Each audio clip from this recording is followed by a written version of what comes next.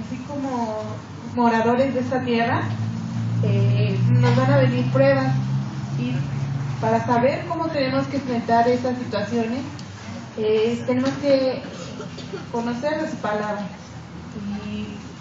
y escudriñarla y poner atención a ella, porque para que venga aquello que Dios aquí nos promete en este versículo. Dice: yo también te guardaré de la hora de la prueba que ha de venir sobre el mundo, por cuanto has guardado la palabra. Entonces, dispongámonos a escuchar de la palabra para conocerla y para saber qué hacer en el tiempo de la prueba. Invitamos a aquel que le toca la prédica del día de hoy, y pongamos atención. Y también los niños pueden ir a sus clases. Bueno, un momento, vamos a ver otro aviso.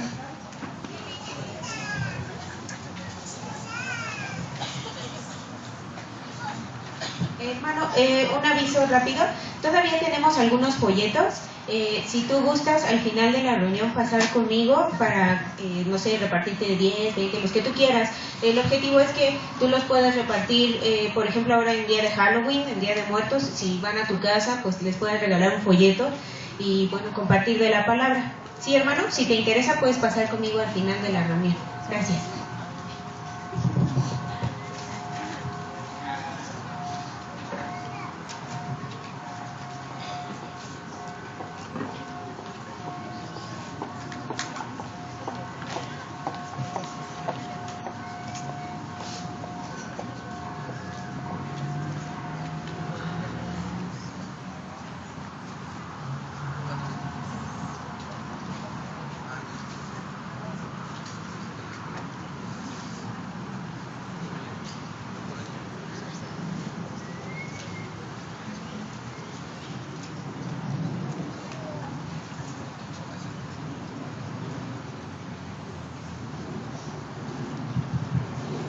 Tengan un muy buen día.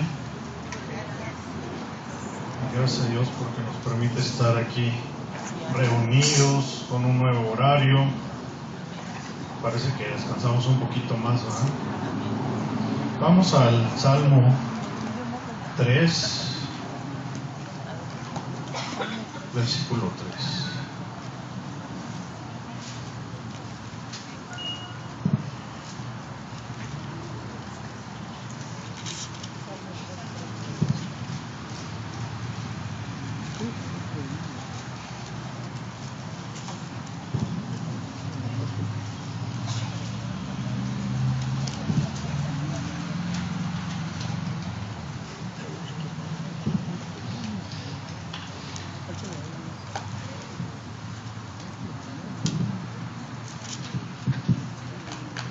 Amén.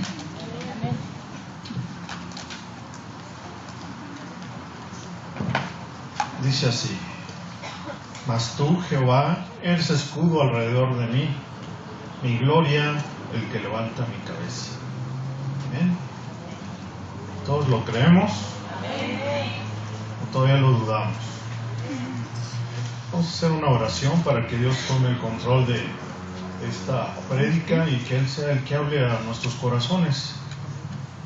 Señor bendito, tuya es toda la gloria, toda la honra, tú eres digno de toda alabanza, no hay otro Dios fuera de ti.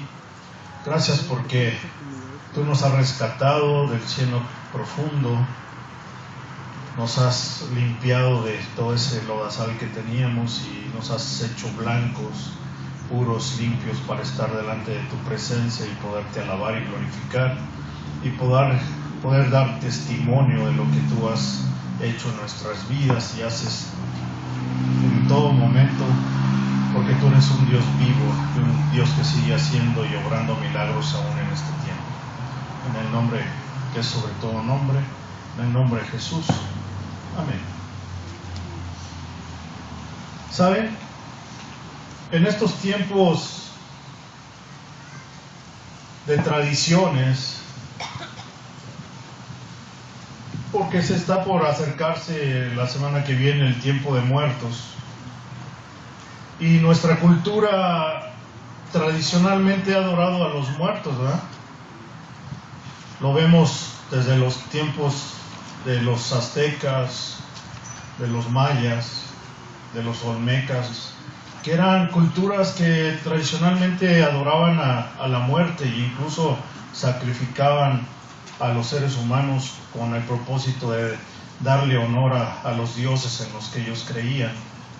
Y todo eso pues viene arraigado a nosotros y de alguna manera se nos transmitió, y algunos de nosotros en algún tiempo, en algún momento adoramos e hicimos lo que marcaba la tradición, ¿eh? Y como cristianos pues hemos venido a darnos cuenta de muchas realidades, que Dios o que Cristo es un Dios de vivos y no de muertos, y que si en este de tiempo, cuando estamos vivos, podemos aceptar a Jesús como nuestro Señor y Salvador, vamos a tener una vida eterna después de muerte. O sea que la vida sigue todavía más adelante, ¿verdad? Y vamos a estar en algún momento dándole gloria y honra a nuestro Dios, porque Él es el propósito de nuestra vida. Comento todo esto porque en estos tiempos en que debemos de compartir la verdad, surgen muchas preguntas y muchos cuestionamientos hacia lo que nosotros estamos tratando de comunicarle a la gente. Veíamos ahorita con las lecturas que se hicieron que Ana, una mujer que había padecido infertilidad o era estéril, vio milagros en su vida.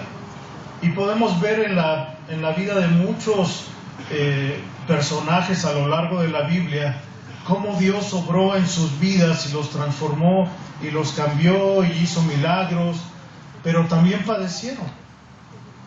Y eso mismo lo podemos ver nosotros en nuestra vida. Hay por ahí algunos grupos que dicen que la vida en Cristo es todo miel y dulzura, todo es placer y no nos va a pasar nada, no vamos a tener carencias, no vamos a sufrir. Pero la verdad es que la Biblia nos habla de otra realidad y nos habla que el cristiano va a sufrir, va a padecer, porque es parte del crecimiento que Dios nos trae a nuestra vida para alcanzar una meta más grande y más alta en nuestra carrera hacia la vida eterna. Podemos ver que la vida del cristiano va a tener un costo, incluso hasta riesgos o peligros físicos. Puede tener un peligro, discriminación social, familiar, laboral, financiera o incluso física, porque es lo que creo que a todos nos ha acontecido en algún momento, y ha acontecido porque hemos rechazado lo que traíamos como tradición o lo que nuestros padres nos habían inculcado por desconocimiento, por falta de conocer la verdad, y aún en estos tiempos porque nosotros, ya conociendo la verdad, queremos transmitirla y darla a conocer a aquellos que no le conocen, y sin embargo ellos se aferran todavía a una serie de creencias o de tradiciones por no querer leer lo que está escrito en la palabra de Dios. Entonces, en esta mañana quiero hablarte de 5 aspectos por los cuales pasa un cristiano una vez que él se acerca a Dios y se convierte y lo acepta como su Señor y Salvador, porque es parte del crecimiento que debes de tener como cristiano para poder empezar a dar esos frutos que Dios demanda de cada uno de nosotros. Un ejemplo de ellos es el libro de Nehemías. Podemos ver que Nehemías estaba de esclavo, en este caso con el rey de Persia, Astartejes, y estuvo ahí prisionero junto con muchos judíos, porque fue el tiempo de la cautividad de los judíos después de que Jerusalén fue destruida. Si tú te pones a leer el libro de Nehemías, así como toda la Biblia, podrás encontrar esos ejemplos que yo te menciono de personajes de personas que tenían alguna intención propia, algún interés personal, pero que al final de cuentas, por alguna razón, Dios los alcanzó, los buscó, los encontró y los transformó. Pero tuvieron que pasar también por una serie de enseñanzas, de requerimientos para poder alcanzar la plenitud de lo que Dios tenía preparado para ellos.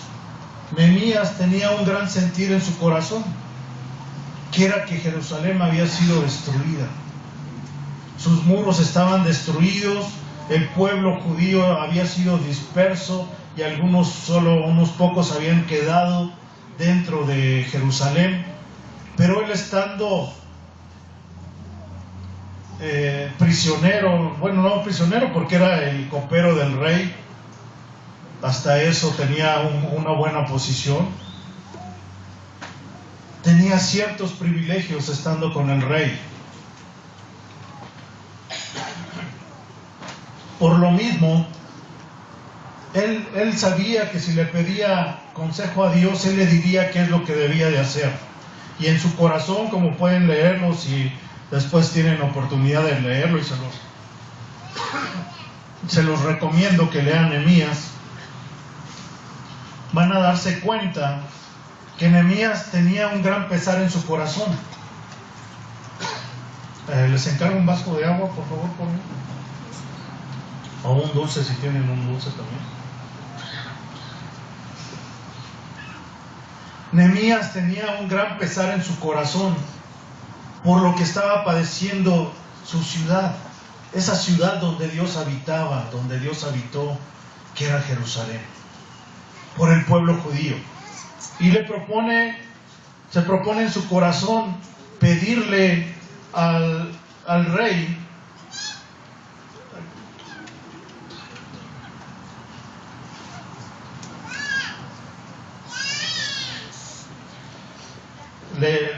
le pide al rey, gracias, que le conceda el permiso para ir a su ciudad, y todavía se atreve a pedirle materiales y salvoconductos para los otros reyes o para los otros capitanes que están alrededor, para que no le impidan el paso y vaya a hacer lo que Dios ha puesto en su corazón, de reconstruir las murallas de Jerusalén.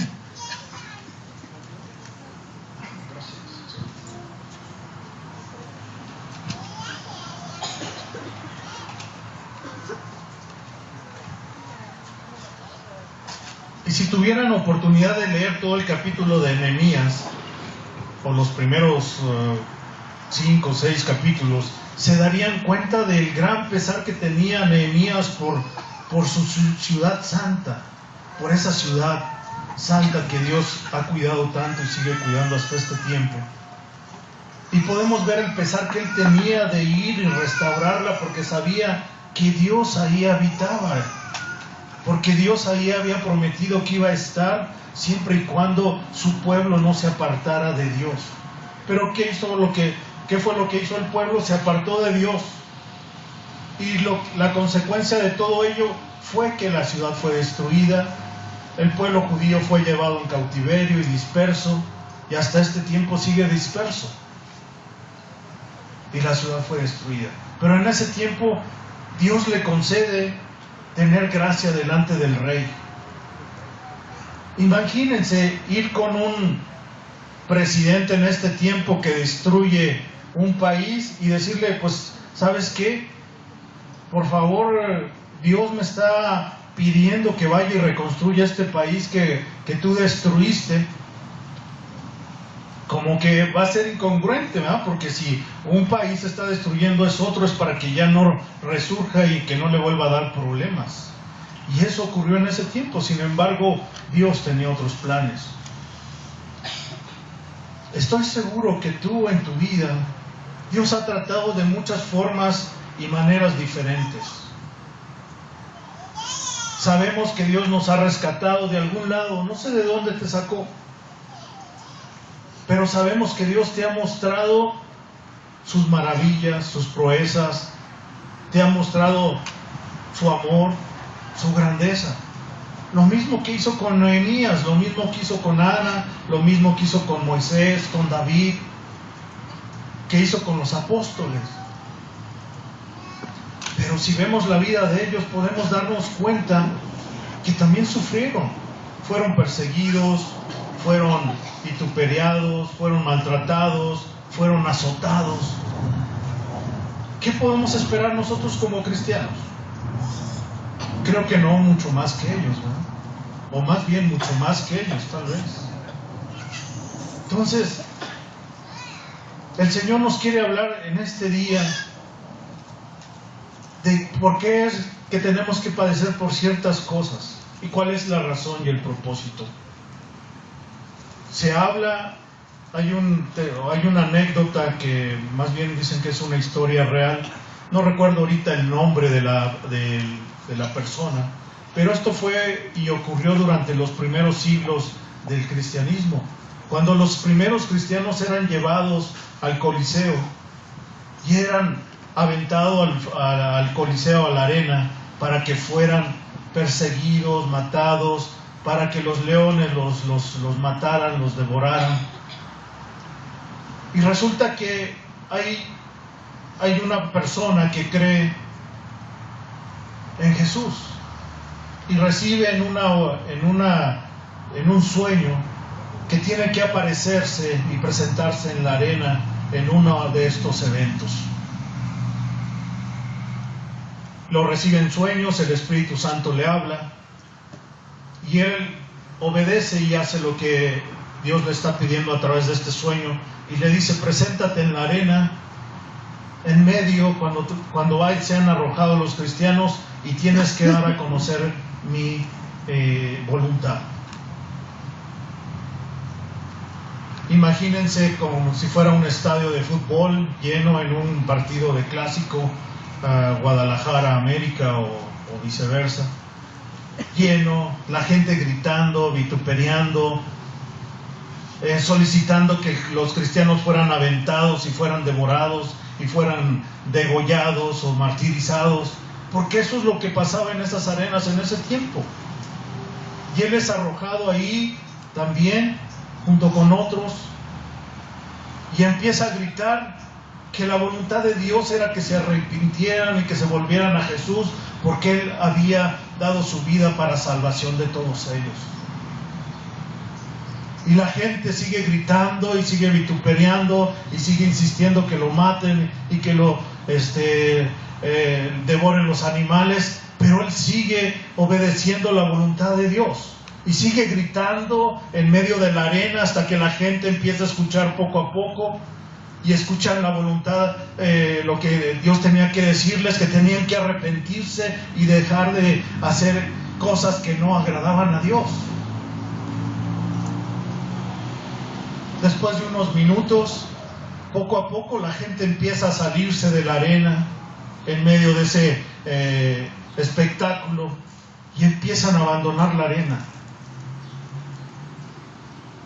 hasta que la arena queda vacía, porque la voluntad de Dios fue que este hombre fuera y predicara su evangelio, fuera y diera el testimonio de lo que Dios había hecho en su vida y de lo que Dios quería para la gente que estaba vituperiando, que estaba maldiciendo, que buscaba que otros fueran muertos, sobre todo aquellos que buscaban y seguían a Jesús.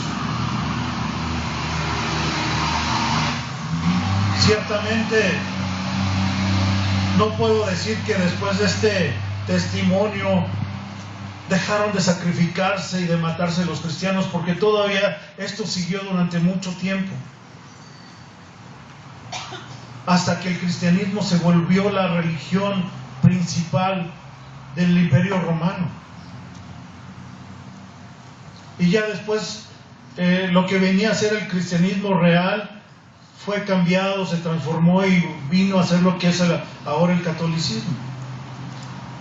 Pero a lo que voy es esto: el cristiano tiene que padecer, tenemos que sufrir, tenemos que ser discriminados, separados, golpeados, por causa del nombre de Jesús.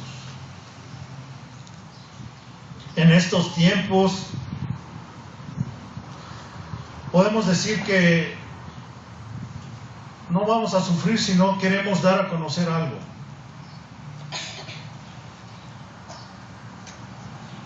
Los 5 aspectos de los que quiero hablarte y que voy a ir desglosando poco a poco. El primero es el desprecio que sufre el creyente por lo que crees. El segundo es que el mundo, la gente, los no creyentes desprecian el cristianismo, la fe, desprecian al cristiano por lo que nosotros podemos ver y ellos no ven. También porque nosotros desafiamos, o Jesús desafía la soberanía del hombre, porque hay algo más grande que el hombre y que es Dios mismo. Pero en este tiempo de humanismo, donde la sociedad trata de poner sobre todo al hombre en todas las áreas, el hombre es el que quiere prevalecer cuando hay un Dios que nos ha hecho y nos ha hecho a su imagen y semejanza. El otro aspecto es porque el cristiano debe de luchar y pregonar la moralidad que está escrita en la Biblia y a la cual al hombre de este tiempo y de todos los tiempos nunca le ha gustado, porque él quiere hacer su voluntad y no la voluntad de Dios. Y por último, el quinto punto es porque siempre en todos lados donde hay un creyente hay alguien que lleva la contra, hay alguien que piensa que está equivocado y que él tiene la verdad.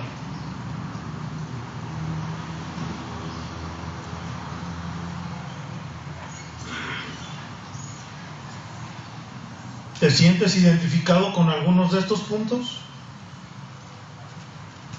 ¿Has sufrido desprecio de tu familia, de tus seres queridos, porque eres aleluya, porque eres creyente, porque vas a la reunión, porque vas al parque, porque tienes otras creencias? ¿En la escuela te han discriminado, te han hecho menos? A mí me pasó cuando estuve en la prepa, cuando fui universitario. Imagínense estar en la universidad estudiando geología, donde se habla de millones de años, de dinosaurios, de la edad de la Tierra, del universo, y decir que Dios había creado las cosas. Bueno, empecemos con el primer punto: el desprecio por lo que creemos.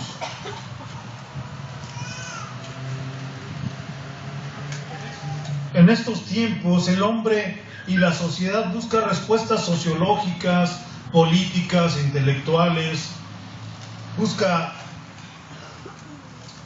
una respuesta acorde a lo que él cree y que él cree que necesita. Pero sabes, el cristianismo, si tiene algo, es que no es incluyente. ¿Qué quiere decir esto? Muchas de las religiones y pensamientos o algunas filosofías nuevas que vienen promulgándose o vienen surgiendo últimamente, están teniendo un crecimiento gigante, enorme, muy rápido, por una sola razón: porque son incluyentes. ¿Qué quiere decir? Que si tú piensas o tienes una creencia diferente de lo que dice la Biblia, eres bienvenido. Que si tú crees en la brujería, eres bienvenido. Que si crees en la inmoralidad, eres bienvenido. Que si crees en la drogadicción, eres bienvenido. Y eso no quiere decir que Dios no ame al pecador, porque Dios ama al pecador. Pero no quiere decir que ame el pecado que hay en las personas. Por eso esas religiones que tú ves por ahí, o esas creencias, están teniendo gran aceptación, porque aceptan todo. Y Jesús fue bien claro en su palabra. Jesús dijo: yo soy el camino, la verdad y la vida, y nadie viene al Padre si no es a través de ¿quién? De Jesús. Él no dijo: cualquiera que acepte al Papa o al pastor o esta denominación o esta creencia filosófica o religiosa, o sea un intelectual, o sea un científico, o sea lo que sea, va a venir y va a ser acepto por mí, porque antes tiene que arrepentirse, porque antes tiene que reconocer en su corazón que has pecado y que has estado apartado de Dios, y eso te hace que estés separado de mí.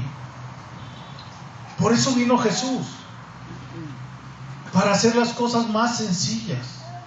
¿Por qué nos cuesta tanto en este tiempo moderno acercarnos a Jesús y decirle: Señor, reconozco que estoy apartado de ti, que soy pecador, que he caminado en mis propios caminos, pero reconozco que tengo necesidad de ti y que te necesito y que quiero acercarme a ti? Eso es lo que está pasando en este tiempo. El cristianismo es excluyente y no es incluyente.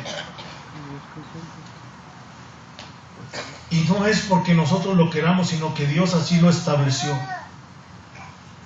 Porque seguramente Él sabe que esa es la mejor respuesta y la mejor solución que hay para el pecado del hombre. La intención es que tú seas testimonio de esto que Dios ha hecho en ti. Que Dios no te excluyó, sino que te incluyó y te hizo parte de su amor, de su voluntad, porque tú decidiste seguirle a Él y solamente a Él. No tradiciones, no creencias, no filosofías, no tantos sismos que hay y que nos enseñan en las universidades, en los colegios, y que al final de cuentas solamente confunden y nos apartan de Dios. Amén.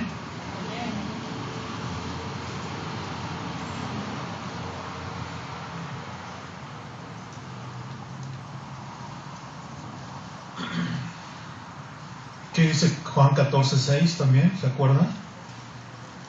Eso se lo deben de saber de memoria. Juan 14:6. A ver. No me digan que no se lo saben, ¿eh?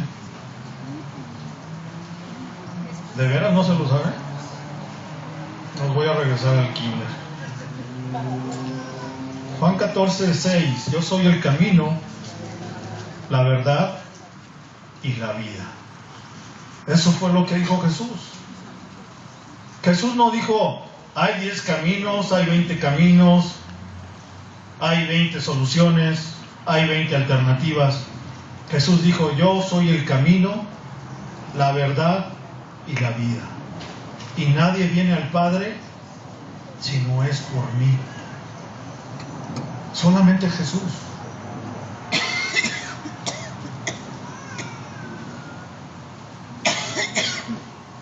Dios nos pide renunciar a aquello que no le adora a Él. Puede ser la religión, pueden ser creencias, pueden ser hábitos, pueden ser tradiciones. Por eso nosotros decidimos seguir a Dios, porque le conocemos y sabemos que eso es verdad. Pero a aquellos que no le conocen debemos de explicarles en amor, en compasión, cuál es el camino verdadero.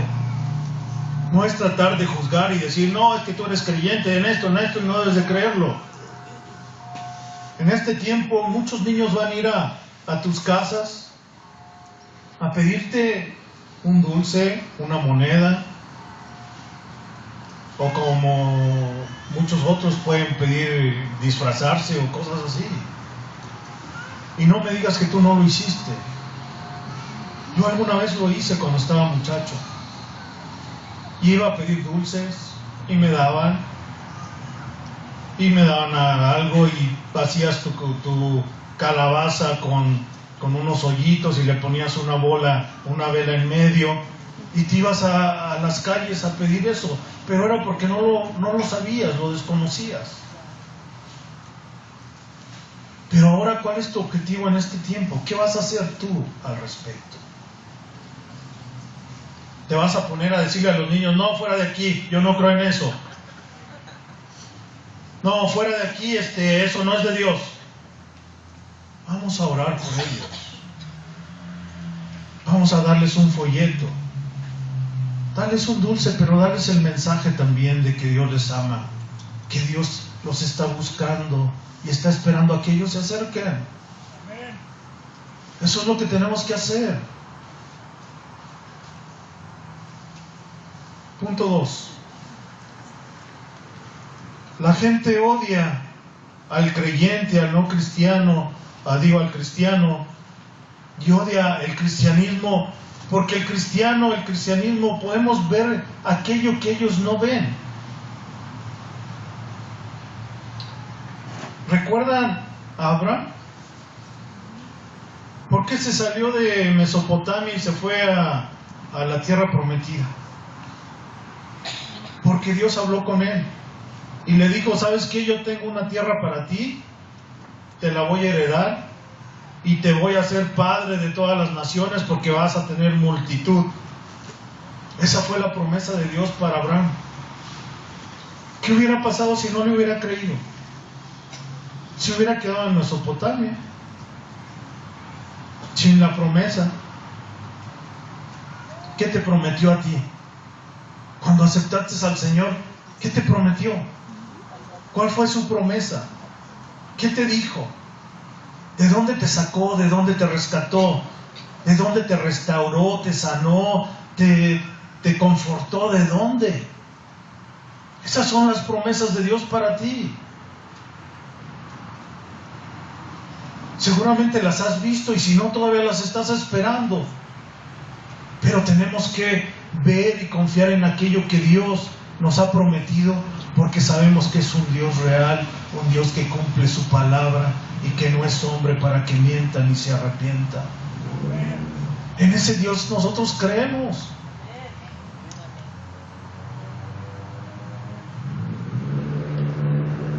Yo sé que les gusta ir mucho al cine, ¿verdad? Y seguramente ya vieron la de Coco, porque yo ya la vi. Pero comento esto: hace unas semanas, hace como un mes o tal vez 2 meses, hubo una película en el cine que se llamaba El Caso de Cristo. ¿Cuántos la fueron a ver? Nadie la ha visto. Esas películas son las que ustedes deberían de ir a ver para que su intelecto fuera un poco más confortado y entendieran muchas cosas. Hay un libro que se llama El Caso de Cristo, que lo escribió Lee Strobel, y esta película habla de su testimonio. Él es un periodista, vive, parece que del New York Times, fue en su momento, ¿no?, periodista del New York Times. Su esposa se convierte porque por alguna situación se le atravesó una cristiana en un restaurante cuando su hija se estaba ahogando y le ayudó. Era una enfermera, le ayudó. Pero a su esposa, de Lee Strobel, se le quedó muy grabado el hecho de que esta mujer enfermera le dijo: es que yo no debía de haber estado aquí. Yo tenía planeado ir a otro restaurante y Dios me trajo aquí, no sé por qué, pero ahora entiendo por qué, porque tenía que estar en el momento en que tu hija se estuviera ahogando para darte atención y compartirte lo que Dios ha hecho en mi vida. Y le compartió, y su esposa empezó a asistir a la iglesia, ellos ateos, no creyentes, por su instrucción universitaria. Sin embargo, ella cree y acepta a Jesús como su Señor y Salvador y empieza a ir a la iglesia, a una iglesia, ¿no? Lee Strobel no cree.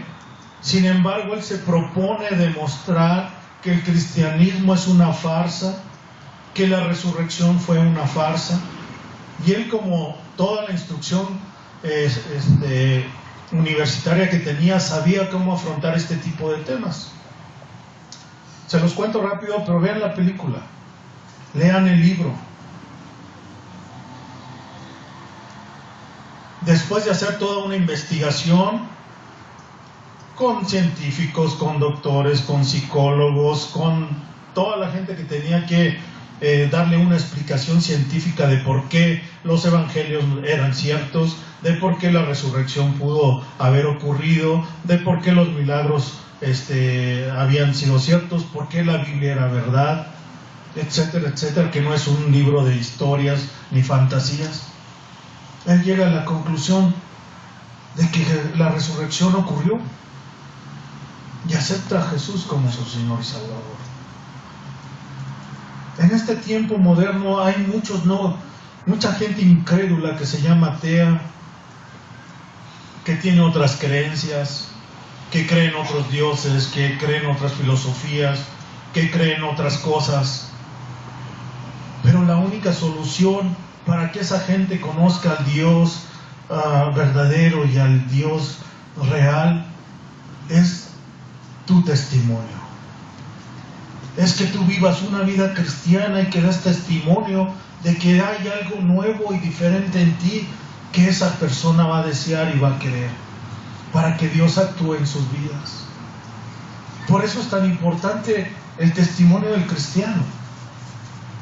Por eso es tan importante que tú y yo demos testimonio con una verdadera vida ejemplar, caminando en el Espíritu, caminando en la palabra, caminando en el amor, caminando en la bondad, en la humildad, en la sencillez, no en la altivez, no en la soberbia. Yo me sé todo, yo sé todo, tú no me puedes enseñar nada.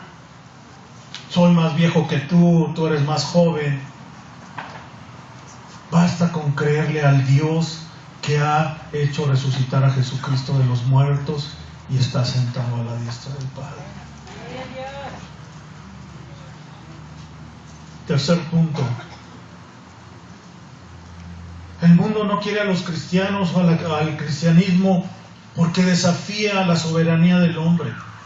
En estos tiempos en que el humanismo nos habla de que el hombre puede hacer todo, casi hasta hacer vida, y hacia eso se dirige cuando está creando robots en este tiempo, pensando que en algún momento esos robots van a tener alma, van a tener espíritu, van a tener intelecto.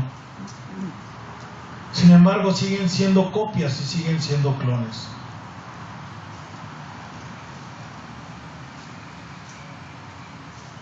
Hace muchos años hubo un gran predicador en Gran Bretaña que se llama John Wesley. Tal vez has escuchado de él, y si no, tal vez deberías escuchar o leer alguna biografía de él. Fue uno de los predicadores más grandes que ha habido en la historia del cristianismo en los tiempos modernos. Se dice que él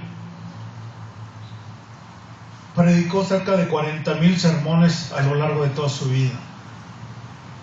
Si te pones a hacer cuentas, ¿cuántos años de vida son? Son muchos. Para los tiempos en que John Wesley predicó, no había celulares, no había televisión, no había teléfono, no había radio. Él tenía que evangelizar andando a caballo, en carreta, caminando a grandes distancias, viajando grandes distancias. Y sin embargo, fue uno de los hombres que más admiración causó en su tiempo. Porque en los tiempos de esa Inglaterra, donde había tanto vicio y tanto pecado, él se atrevió a levantar la voz en medio de la oscuridad y mucha gente se convirtió y aceptó a Jesús como su Señor y Salvador. Y ahora que tenemos todos los medios, todos los instrumentos sofisticados de última generación, no podemos salir a predicar.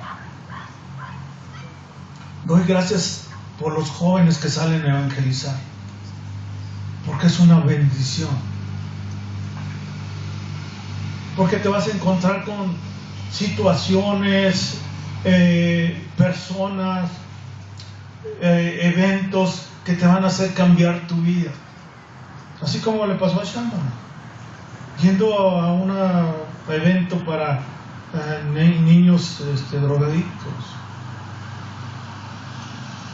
Pero sabes que muchas veces cuando tú te paras en medio de un parque, de un camión o de algún lugar donde Dios te pone para que prediques su palabra, va a haber gente que te va a agredir, va a gente que te va a rechazar, va a gente que ni siquiera se va a acercar y te va a tirar de a loco. Y seguramente lo has visto, porque ¿cuántos evangelistas no has visto en un parque gritando, alzando la voz, y nadie les hace caso? Porque el evangelio es ignorado hasta que no tienes necesidad de él.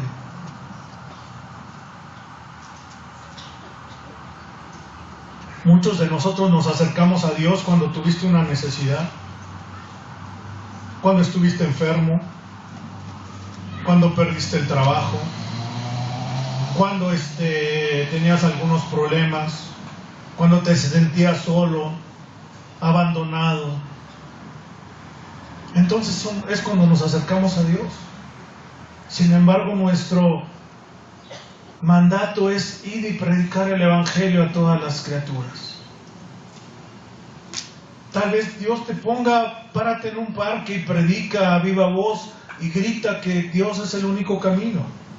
Tal vez te ponga en tu trabajo, en la escuela, en el hospital, en el camino o donde sea que estés, y que simplemente des testimonio de que tú eres diferente, de que tú tienes algo diferente en tu vida que te ha transformado y que esa persona lo necesita.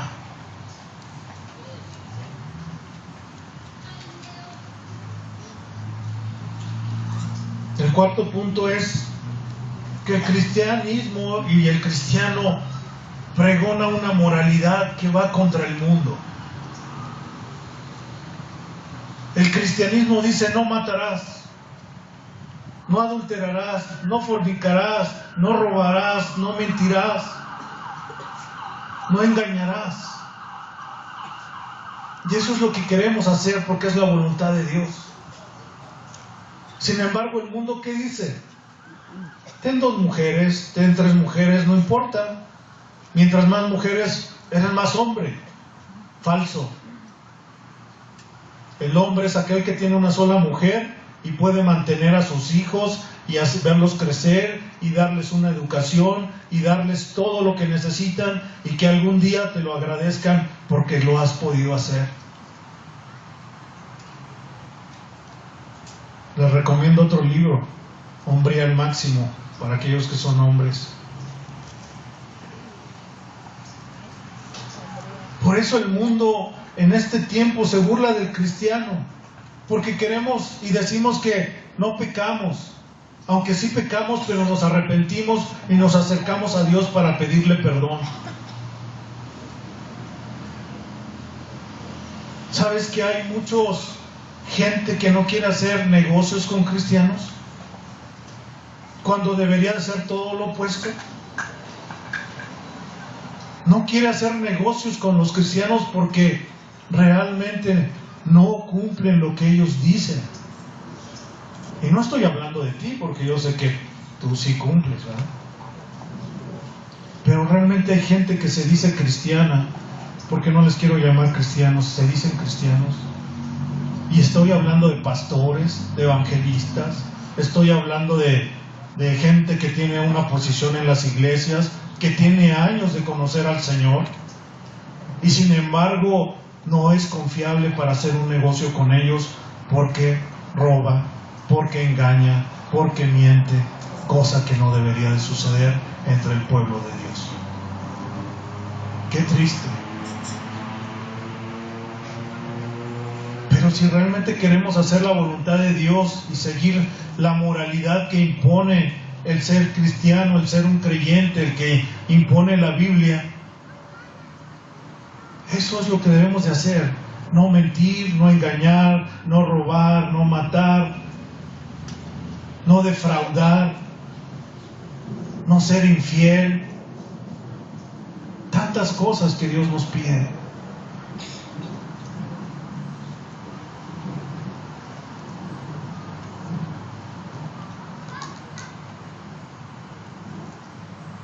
por último, en el punto 5, es muy triste ver que aún a veces dentro de la misma familia, llámese familia como tal, o llámese la iglesia o la congregación, sigue habiendo maquinaciones, envidias,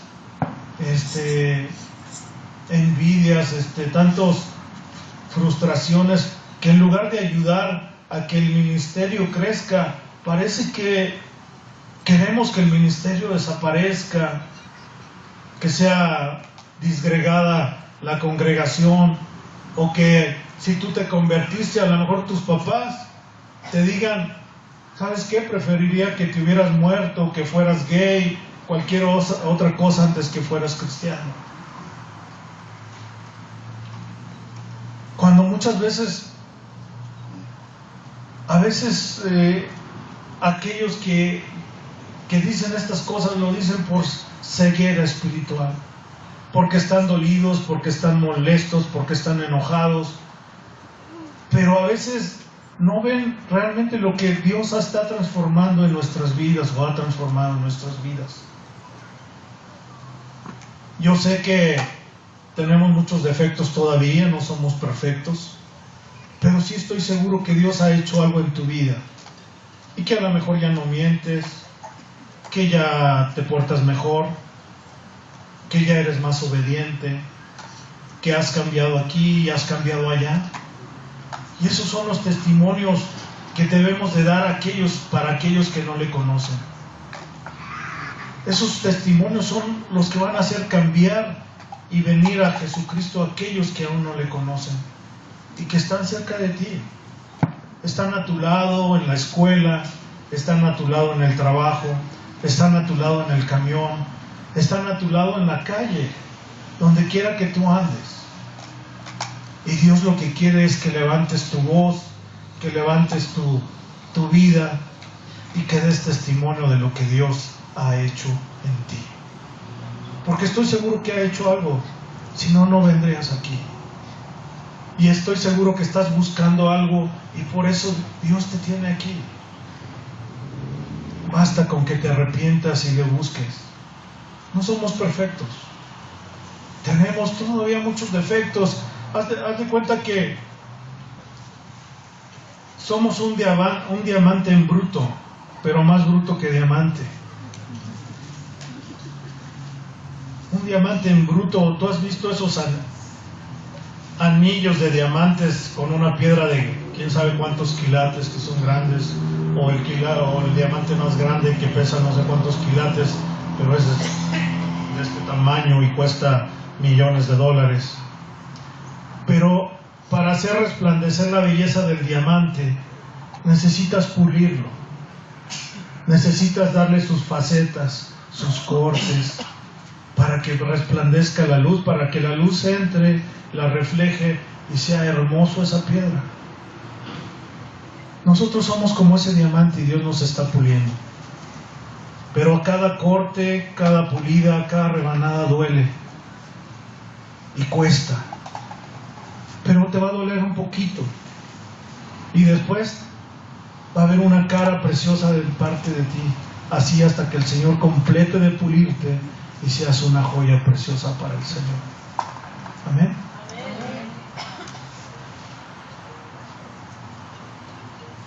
Para concluir, te quiero decir solamente que debemos de dejar esa área de confort en la que hemos caído a veces como cristianos. Ese lugar de comodidad y que no queremos ser dañados, no queremos ser lastimados, no queremos ser decepcionados o defraudados. Hay algo más grande y más precioso que debemos de compartir, que es la salvación. La salvación que Jesús dio para ti, para mí, para aquellos que están afuera y que aún no le conocen y que necesitan de Él, porque Dios para eso vino, para salvar a aquellos que estaban perdidos. Y hay mucha gente todavía perdida y tenemos mucho trabajo que hacer todavía. Así que quiero que te comprometas a que cada día tengas una comunión con Dios, a que cada día lo busques más, que tengas un tiempo de comunión, de intimidad con Él, de adoración, en lo que ves, en lo que escuchas, en lo que hablas, y poder dar testimonio de que hay un Dios y que ese Dios está conmigo o está contigo. Amén. Vamos a hacer una oración. Padre bendito, tuya es la gloria, tuya es la honra, tú eres digno de toda alabanza y toda adoración. Te doy gracias porque soy cristiano y porque me has permitido conocerte. Te pido perdón porque aún hay muchas áreas de mi vida que debes de cambiar, debes de transformar, debes de pulir, debes de limpiar. Sé que aún hay mucho que tienes que limpiar y pulir en mi vida, en mi carácter, en mis pensamientos, en mi forma de ser. Pero quiero ser mejor para dar testimonio de que tú eres un Dios verdadero y de que hay un Dios verdadero esperando y buscando a aquellos que aún no te conocen. Gracias porque enviaste a tu Hijo Jesús para darnos vida y vida en abundancia. Esa vida que solamente tú puedes dar porque tú eres el único camino a la verdad y que nadie más la puede traer. Que en estos tiempos en los que se celebran las tradiciones del Día de Muertos, que nosotros podamos dar testimonio y dar amor y no juzgar, sino testificar de que hay un Dios de vivos y no de muertos. Gracias te damos en el nombre que es sobre todo nombre, en el nombre de Jesús. Amén. Que Dios les bendiga.